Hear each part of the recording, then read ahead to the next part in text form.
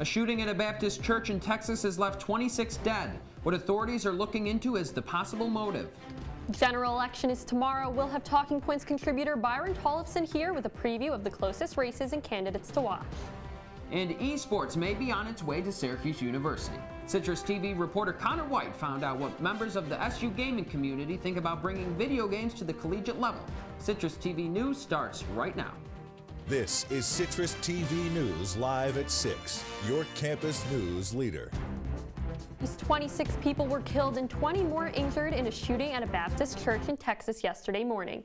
It is the largest mass shooting in Texas history. Good evening, I'm Gilat Melamed. And I'm Mike Riccardi. Police say the gunman dressed in all black and opened fire on the church before entering the building and shooting inside. Authorities said victims range in age between 18 months and 77 years old.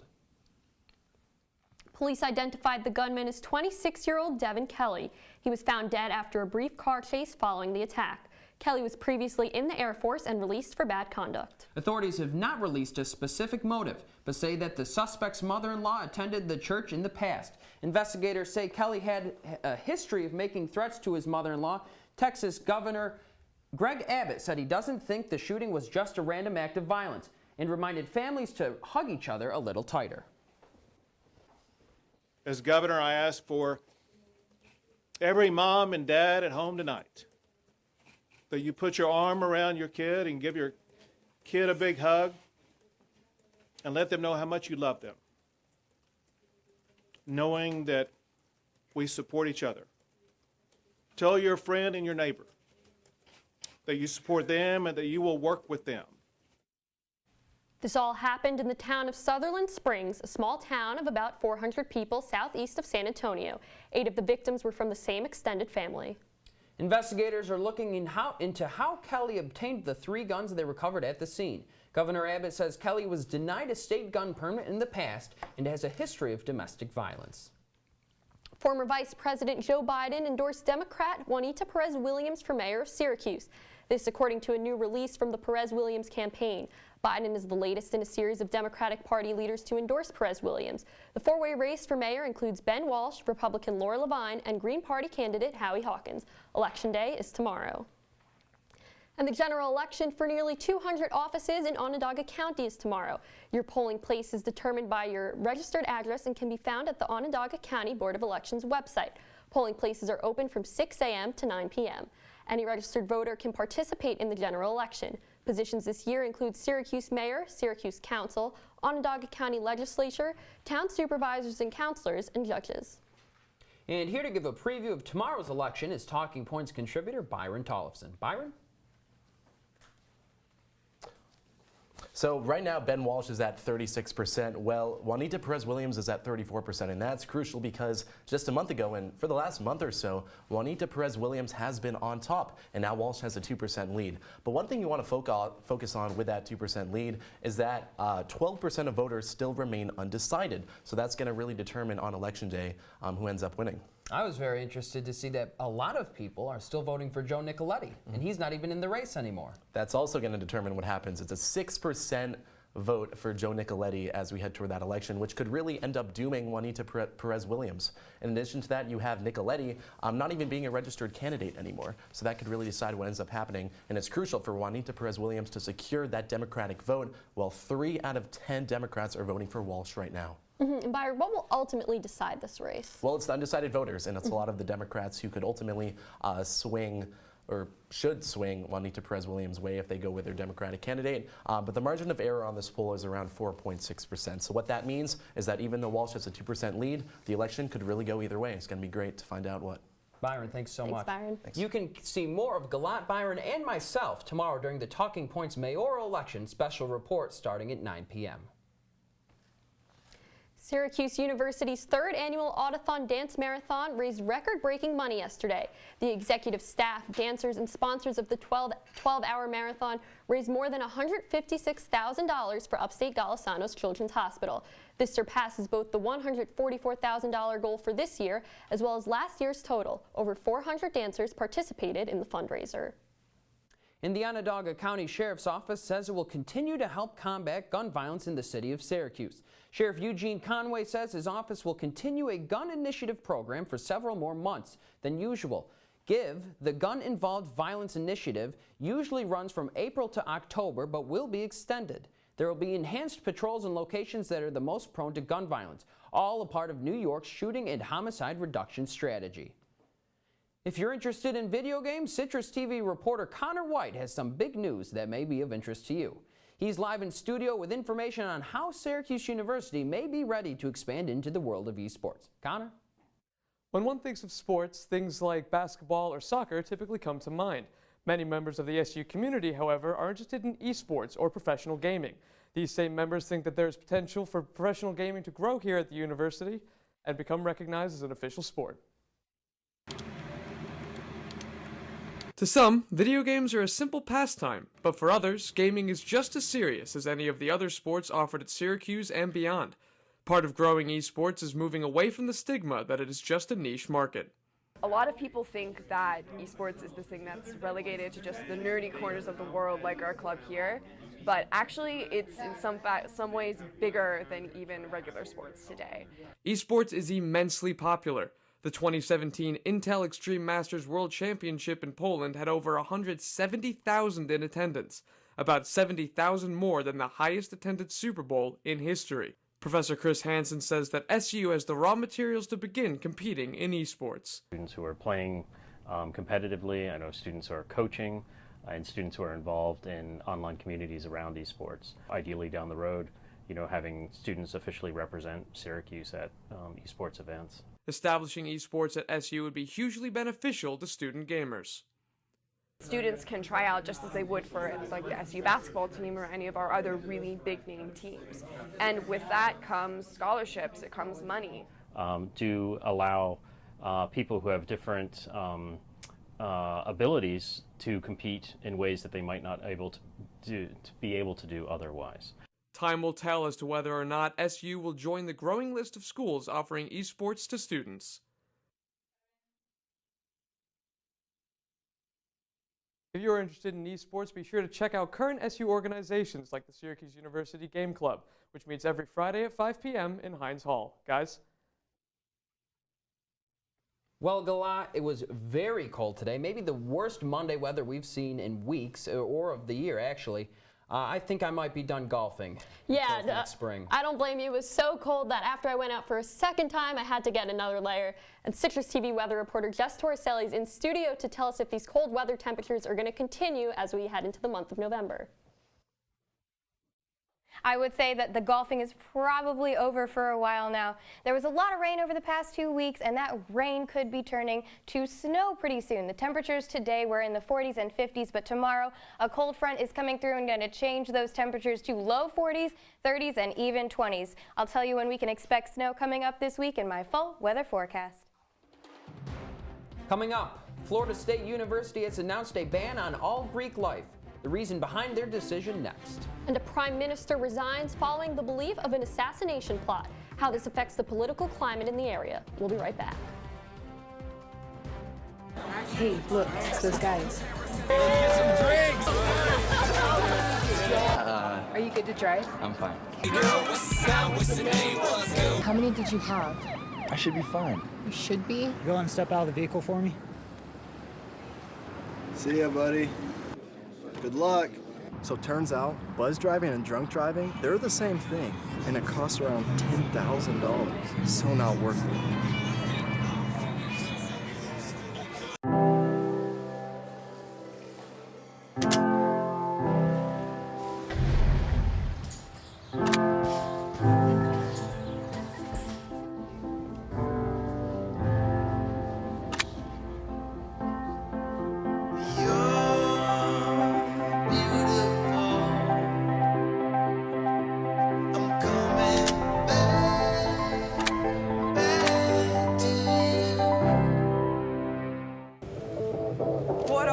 Superheroes? Just four brothers who hate bullies and love this city.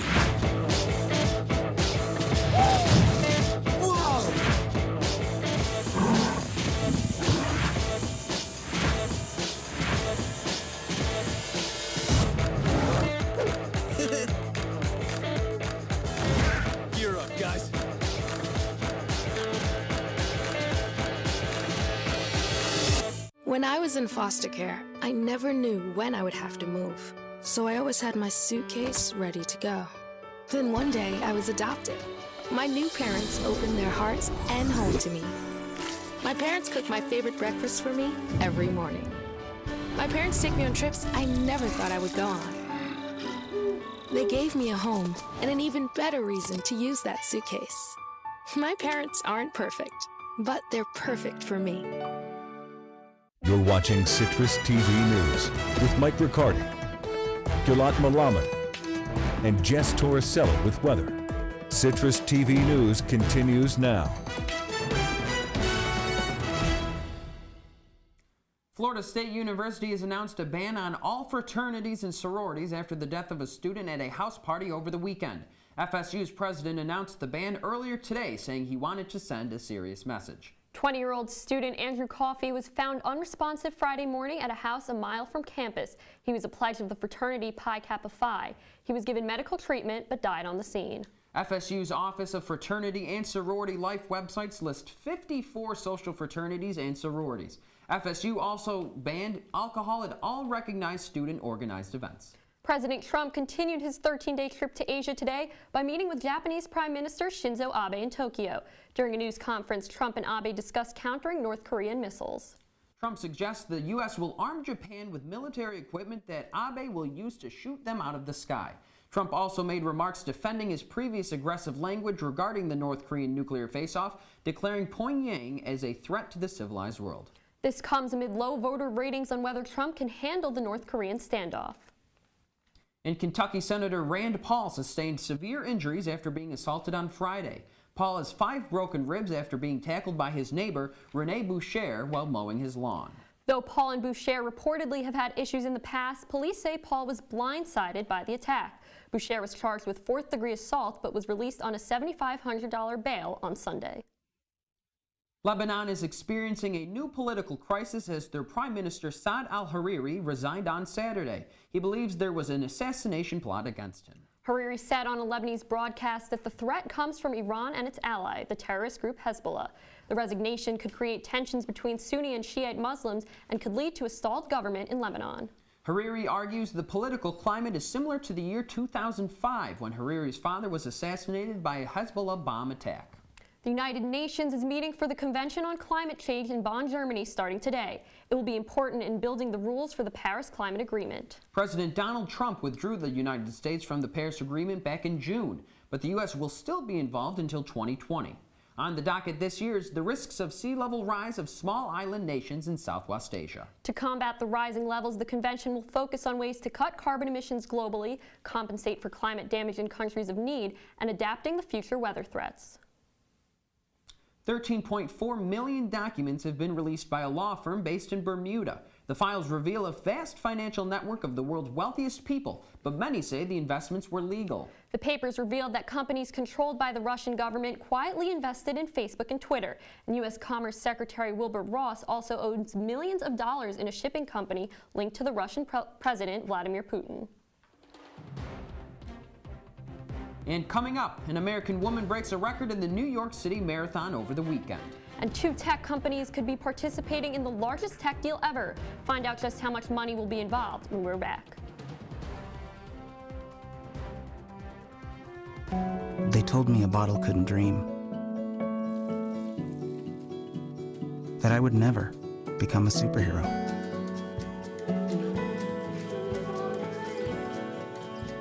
But I learned how to fly. Just to come back in a new disguise and be the hero that I've always wanted to be.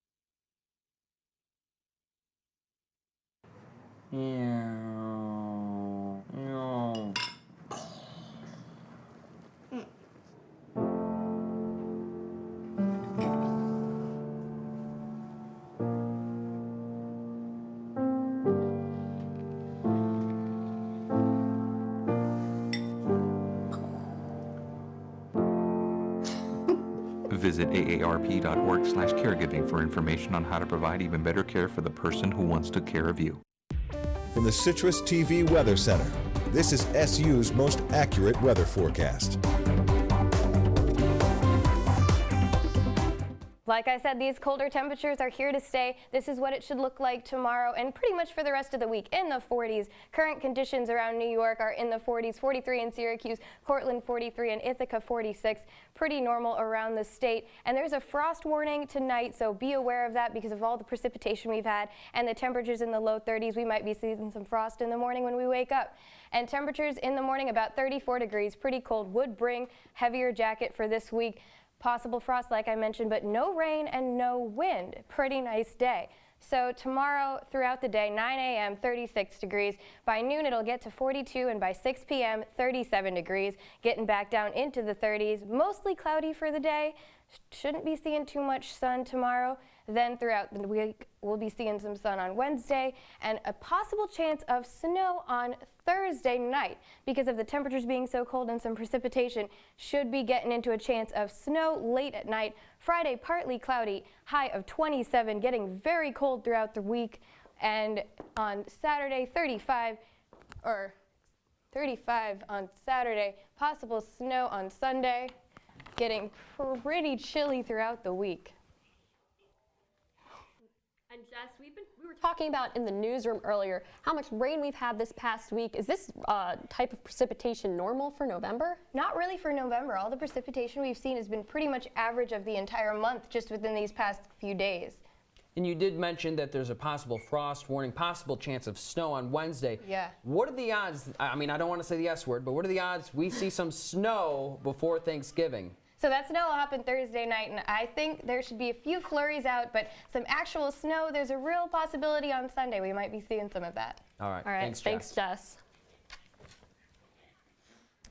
An American woman won the New York City Marathon this past weekend, becoming the first American woman to do so since 1977. It was no easy feat, not only because she had to run 26 miles, but because she had to beat a three-time defending champ, Shailene Flanagan. Shailene Flanagan beat Mary Keitany of Kenya with her unofficial time of 2 hours and 26 minutes and 53 seconds. More than 50,000 people participated in the race on Sunday. And 2017 is likely to be the top 3 warmest years on record. The World Meteorological Organization says the year is probably the hottest ever, excluding the 2016 El Niño phenomenon. This statement follows a week after a greenhouse gas study showing this year was the highest CO2 concentrations on record. Scientists attribute this to warming caused by human activity and tie it to the year's extreme weather events. This research was presented to the UN today to kick off this year's climate talks. Broadcom has offered to buy rival company Qualcomm in what could be the largest tech deal ever. The deal was originally valued at nearly $130 billion. If accepted, the deal would make Broadcom the 3rd largest producer of smartphone chips behind Apple and Samsung. The offer comes during the middle of a legal battle between Qualcomm and Apple. And Marvel has done it again. Over the weekend, Thor Ragnarok is Marvel's 17th straight #1 opening in the box office. The blockbuster brought in $121 million in over 4,000 theaters in North America. The 3rd movie of the Thor trilogy was by far the biggest opening for the character and marked a 41% increase in opening weekend sales from the 2nd installment of Thor, The Dark World.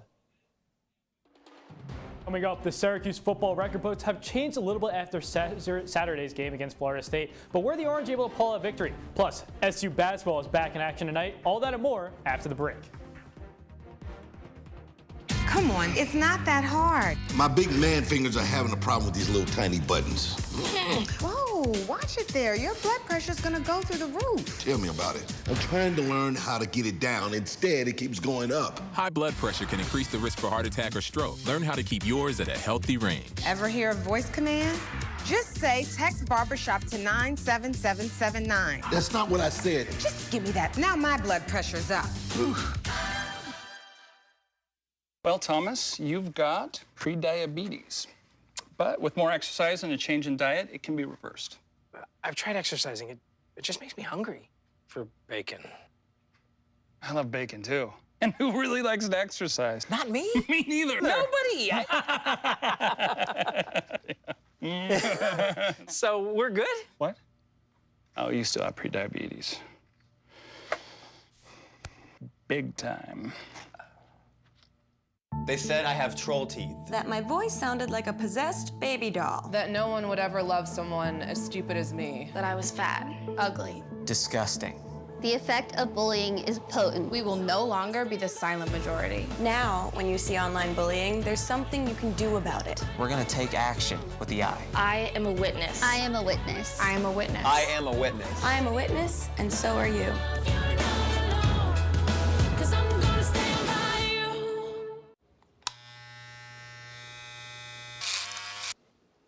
You've messed up your son's haircut. Mom? Do you A, try to fix it? Like it never happened. B, work with what you got? Or C, show solidarity?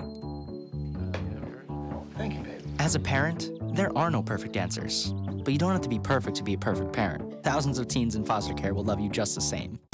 And now, your Citrus TV Sports Report. Welcome back. I'm Matthew Weasel there. Syracuse football hasn't won more than 4 games since 2013 when the Orange went to the Texas Bowl. SU had a chance to reach the 5-win mark Saturday against the Seminoles. And man, that was a good one, of course. You gotta love going down to Florida State in Tallahassee. Can't get much nicer than that. There's the spear going into the ground. A Seminole tradition early on. James Blackman, this is a Seminole tradition, scoring early. Finds Nyquan Murray for the touchdown, 7-0 less than 5 minutes into the game. Less than 5 minutes into the second quarter, it's another true freshman, Cam Akers. He's going to the left side, and yeah, if you're a Syracuse defender, just wave goodbye. He's gone. 54 yards to the house. Seminoles up 14-0 early in the game. Eric Dungy's been pretty good for the Syracuse this year, and he cuts the lead in half right here on a pass on 4th down to Jamal Custis with about halfway through the second quarter. And the reason I say that is about less than 30 seconds left. Again, saw that man before, Cam Akers, again to the left. And again, no one for Syracuse can be able to get him down before he gets to the end zone. This time, it was 63 yards. It's 21-7. Syracuse looking to make another comeback after another slow start. Eric Dungy, another deep pass to Steve Ishmael, his favorite target into the end zone. 21-14 Florida State at halftime. Now 27-17 Eric Dungy, a little fake and into the end zone. Now it's 27-24 in the fourth quarter. This one for tie the game now for Cole Murphy, though. No good. He went 1 for 3 on the day as time expires. And Florida State wins this one 27-24. However, not all was bad for Syracuse in Tallahassee. Senior wide receiver Irv Phillips is now the all-time leader in career receptions at Syracuse. Phillips broke Alex Lemon's mark of 201 receptions in Orange with a third quarter catch. Phillips now has 207 receptions and counting at Syracuse. Eric Dungy also broke a record with his 20th TD run, the most by any non-running back in SU history. Hey look, Boeheim's back again. That's right, Boeheim and the boys are back for one more exhibition game tonight before the regular season begins. That contest is against Southern Connecticut State University. The regular season then tips off this Friday in the Carrier Dome as Syracuse hosts Cornell at 7 p.m. And hey look, it's tournament time in the NCAA. After a first-round exit in the ACC tournament for SU, the Orange now get to go to National. Syracuse earned an at-large bid at the Field Hockey Championships where SU will take on third-seeded Michigan in Ann Arbor on Sunday. And now, Jess told you earlier that it's starting to get a little cold on the hill. Well, that means for us, it's time to go inside to the ice rink where Syracuse hosted BC on Saturday. A real tough matchup for Syracuse going against a usual ACC opponent. Well, right now, it's not that case in women's ice hockey. And in the first period, hey, look, Stephanie Grassi, who told you that you can't run into the goalie? That's a goal. SU up early against the number 2 team in the country. Second period, less than 5 minutes in. And again, Syracuse, this one from Lindsay Eastwood, 3-1 Orange. Are we looking at a possible upset? Not so fast. Molly Slow able to find the puck to get past Abby Miller. And now Boston College only down 1. How about go up 1? That one was Tony and Miano. That'd be all BC would need. A 4-3 win over the Orange. It really what looked like Syracuse possibly getting an upset. Not going to happen against one of the top teams in the country. Now let's go to the professional game where the Giants are struggling. The G-men fell again, this time in blowout fashion at home to the Rams, 51-17. Big problem for New York were the middle quarters where the Giants were outscored 41-3. Controversy continued after the game as head coach Ben McAdoo did not rule out the possibility of benching future Hall of Fame quarterback Eli Manning for the rest of the season. On the hardwood, the Knicks are on fire. After starting 0-3, New York has won 5 of its last 6 games, the latest a 108-100 win victory over the Pacers last night. Kristaps Porzingis continuing his breakout season, putting up a career-high 40 points along with 6 blocks on the defensive side. The Knickerbockers are back in action tomorrow against the Hornets in Madison Square Garden. And elsewhere in the NBA, the Nats traveled west to take on the Phoenix Suns. Brooklyn is looking to snap a 4-game skid. One of those losses coming against the Suns almost a week ago. Tip-off is at 9 p.m. tonight, you guys, and it's going to be a fun one. We have some business to attend We to. do, really important business. Happy birthday to... All right. We want to We're not the best singers, We're gonna spare you that, but seriously, happy birthday. Thank you. Serious question, what's going on here? Playoff beard? Little playoff beard. Hey, no look, shave November? College football playoff rankings started to come out. Obviously, if you're a Syracuse fan, not great news for them. They're now 4-5 on the season. They will not be playing for the national championship this year. But hey, look, you got to grow out the beard. It's college football playoff season. It's nice. You got a little bit of it right there. Well, it'll be gone tomorrow. All right. Don't worry. And like you said, they're not going to be playing for a championship, but will they be playing in a bowl game? I'm not so sure right now. You can't be too positive after going to Florida State, a 2-win team, and losing. They can't win away from home. 0-4 now on the season. And with Wake Forest this week, this is the must-win game. You win this week, you're in. Lose this week, I would say you're packing your bags early if you're an Orange fan. Matthew Weasel right, there. thanks, Matt. Happy birthday. Thank you. Stick around. We'll be right back with one more check of your weather. Look at you. You're at the top of your game. You're unstoppable. Nothing can throw you off track. Wait, is that your car? Uh-oh. Yeah, I saw that coming. That will throw you off track. You're looking at around 10 grand in fines, legal fees, and increased insurance rates. Let's try this again. Smart move. Because buzz driving is drunk driving.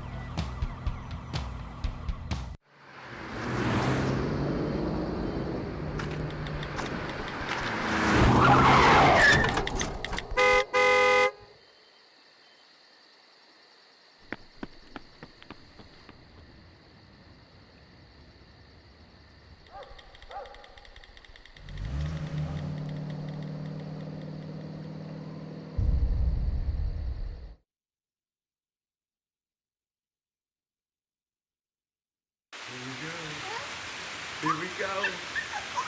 We're gonna go out there in the rain. We're gonna get wet. All right, here we go.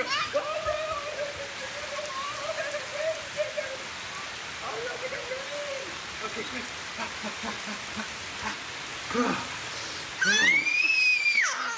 Oh yeah, yes. So much fun. Mwah. We're getting so wet. Thanks for coming back, Justin. What should I wear to class tomorrow? I would say a heavier coat, maybe a pea coat, and no umbrella tomorrow. Should be pretty good on the rain. Now, like you said earlier, Jess, it is getting colder, but do you think we can expect any surprise warm days? Maybe another day where it's 70 degrees? I think you should hold out on the golf hopes. I don't think it's coming back anytime soon.